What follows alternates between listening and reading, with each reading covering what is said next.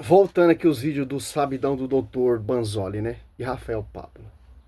Isso é uma coisa assim, unânime praticamente, dos apologistas católicos. Eles nunca pesquisam nada, nunca vão na fonte, eles sempre vão se basear uns nos outros, né? Então a fonte deles são outros blogs de apologética católica. Então, tipo, a lógica deles é a seguinte: se tá na internet é verdade, mas não em qualquer lugar da internet. Tem que ser especificamente os blogs de apologética católica. Então, se for. Especificamente o blog do Lucas Banzoli.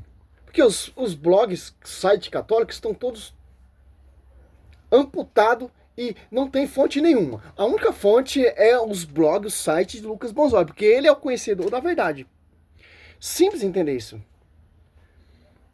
Um youtuber católico, um blog católico aí, então ó, coloca a mão no fogo, eles acreditam assim, né, acriticamente. Aí ele viu que estava diferente, né, que o site católico que ele usa como referência dizia de um jeito e o meu site dizia de outro, aí ele já concluiu que eu estava adulterando o texto, quando na verdade era exatamente o contrário. Então, eu tô esperando até agora para ver se ele vai se desculpar.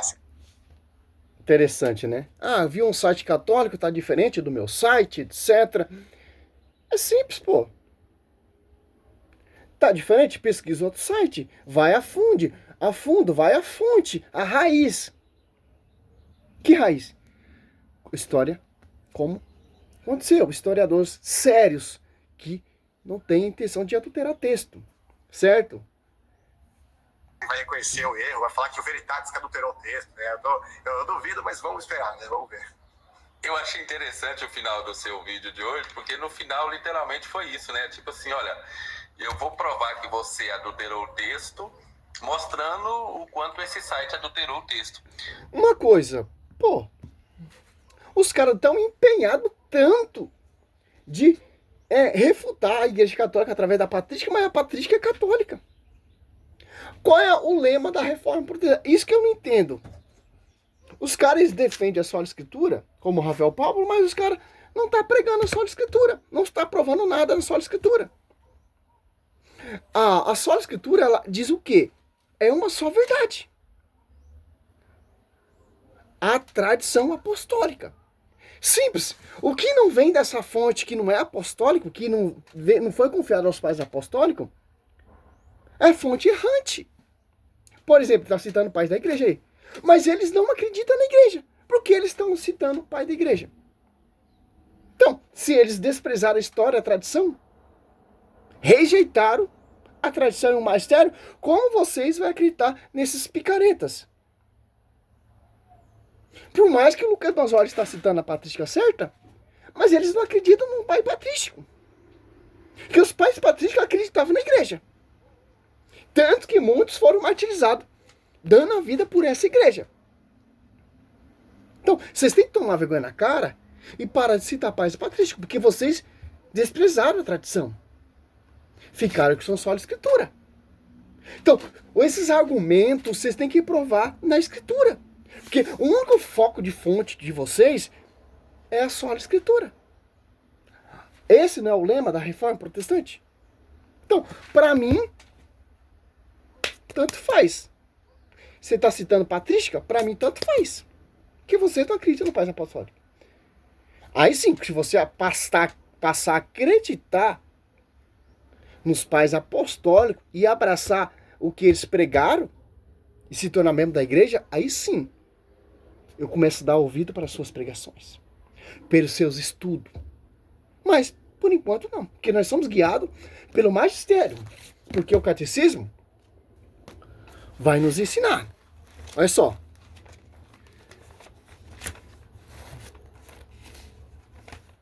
É claro, tem muitos católicos apologetas que não vai na fonte. A fonte é esse aqui, ó, o que a igreja ensina. A igreja católica está ensinando que os pais apostólicos são contraditórios? O magistério? Não. Todos são unânimes. Vocês que pregam que eles são contraditórios, mas não. Olha só. Vê aqui. 77, ó. Para que o evangelho sempre se conservasse inalterado, ó, e vivo na igreja, os apóstolos deixaram como sucessores os bispos. A ele transmitir seu próprio encargo de magistério, com efeito, a pregação apostólica, expressa de modo essencial nos livros inspirados deve ser conservado por sucessão contínua até a consumação dos tempos. Olha só, é simples, pô.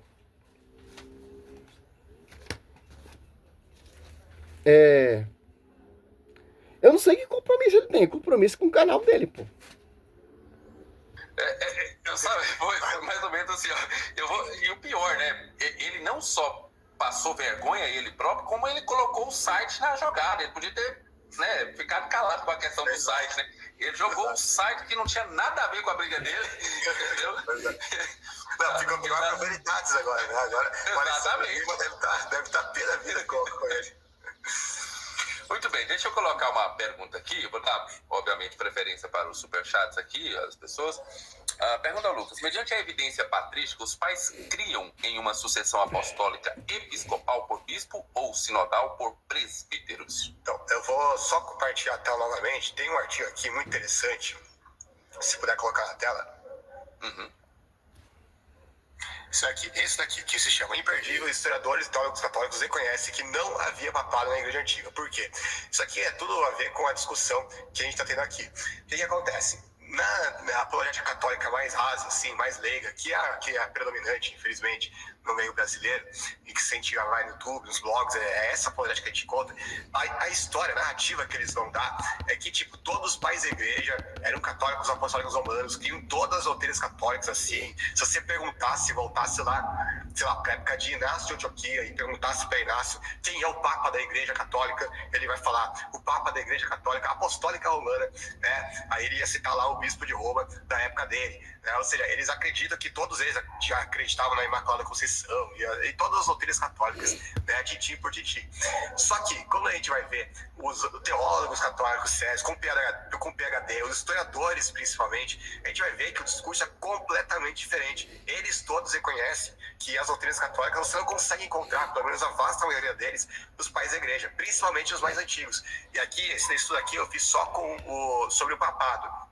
Então, por exemplo, aqui, vários estudiosos aqui, 20 estudiosos, que se você pesquisar cada um deles, vai pesquisar eles, joga o nome deles aí na Wikipédia, você vai ver que são os mais respeitados, os mais reputados do século passado. Então, tem até um aqui, eu quero ver se eu acho, que é um que inclusive tem um mato. Olha só.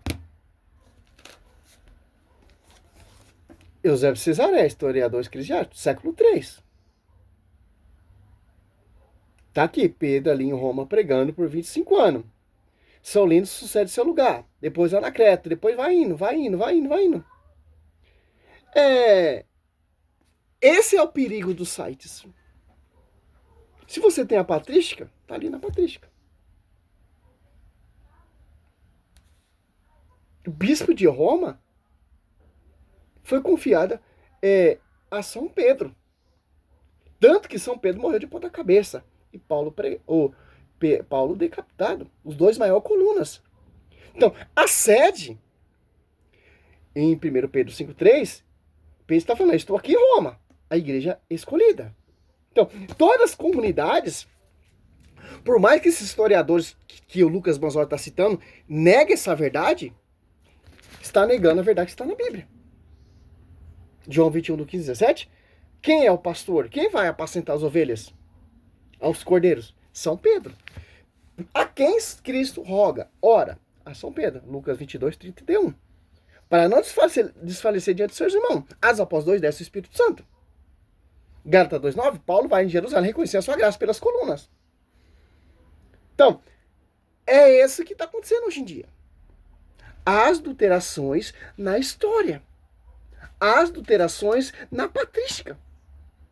Adulterações na sola escritura. Claro que os caras catam historiador. Claro que os caras não vão catar historiador católico.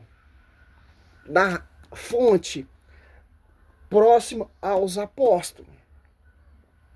Tanto Santo Inácio de Antioquia sucedeu o lugar de São Pedro. São Pedro não ficou estabilizado ali em Jerusalém nem em Antioquia. São Pedro foi lá em Roma, pregar em Roma, aonde está a revelação, aonde vai ser proclamado mundialmente essa fé. Romanos 1:8, Romanos 1:5, 6 e 7. Que é uma só igreja. Ah, mas o ortodoxo como posso falar? abandonaram a igreja católica, etc, etc. Simplesmente é uma só igreja. A ortodoxa, ela tem pedaço da verdade. 100% de verdade é a igreja católica. 100% de salvação é a igreja católica. 100% de ligar e desligar é a igreja católica. Como diz as igrejas ecumênicas, né? Tem 7 pedaços da verdade. É simples, pô. Claro que a história é imensa. 2000 anos de história. Tem sites, vários sites hoje na internet aí. Eu tava pesquisando o site. O tema eu queria saber sobre o cano da escritura. Eu pesquisei 3, 4 sites. Um fala uma coisa, outro fala outra coisa, outro fala outra coisa. E não cheguei no contexto nenhum. O que é favorável para nós católicos? Ouvir o magistério. A pregação que foi anunciada pelo magistério. Os historiadores aqui foi confiado que era próximo aos apóstolos. Não esse historiador de hoje em dia aí, de faculdade, etc. Não. Que não ama a igreja. Essas fontes que é do Lucas Mazzoli. Fonte que é o contrário do magistério. Não fonte que favorece o magistério. Cadê só a Bíblia, Lucas Mazzoli? Só a Bíblia, Rafael Pablo. Então, você tem que provar na escritura, pô. De fato, Pedro ele é o bispo de Roma. A Bíblia diz que ele estava ali em Roma, a Babilônia. Atos Apóstolos 15, quem colocou a casa em ordem? Simples. Salve Maria, sou servo missionário Roberto. Eu não tenho nem paciência de ver esse vídeo desse cara, pô. Misericórdia, pô. É tanta mentira, pô, que você fica até impressionado o nível da apologeta hoje em dia. Não é mais Jesus Cristo. É eu. Eu refutei tal. Eu conheço a história da igreja. Eu sou contra a verdade. Mas cadê Cristo? Eu sou o apologeta. Eu sei mais que Santo Agostinho. Eu sei mais que Santo Inácio de Antioquia. Eu sei mais que o magistério. Simples. 2 Coríntios 11:4. Inspiração de outro Espírito. Salve Maria, sou servo missionário Roberto.